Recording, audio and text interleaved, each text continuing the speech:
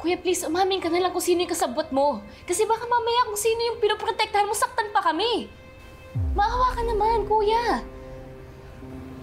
Ma'am, Dok, ang totoo niyan, ako lang talaga si Balhati at si Moira. Wala nang iba. Maniwala kayo.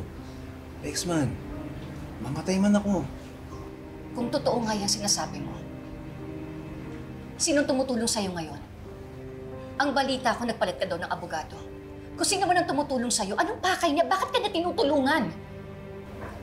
Ang dami niyong tanong. Talagang marami akong tanong. At nag-iintay ako ng sagot.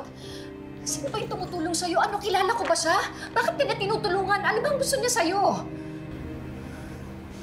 Alam mo, ma'am, matagal na ako dito sa kalakaran na to eh. Marami na akong kilala at connection. Siyempre, ayaw nila akong mawala kasi magaling ako eh. So, sino nga yung tumutulong sa'yo? Dok, confidential eh. Kasi kahit naman sabihin ko rin sa'yo, kilala mo ba? Pero ma'am, sigurado ako kung sino man yon, hindi yung kakampi ni Moira. Kasi kaya niya ako tinutulungan para hindi makalabas si Moira.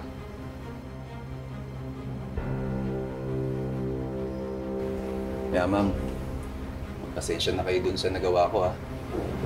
Eh, sumusunod lang naman ako sa utos. Sana walang personalan. Trabaho lang. Trabaho lang? Eh dahil sa'yo, nagkaroon ng trauma yung nanay ko. Sinaktan mo siya pati si Harry.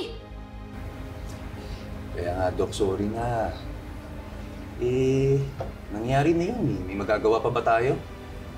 Ako naman ang may tanong. Okay na kayo?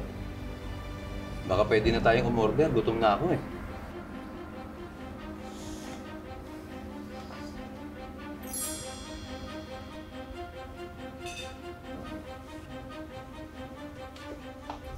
Peter!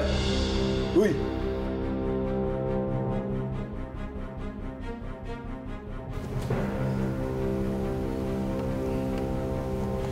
Ayun.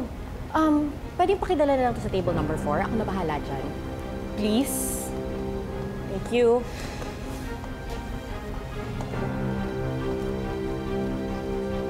Hello, good morning. Here's our menu. Nay, Oo, masarap. restaurant na po ako.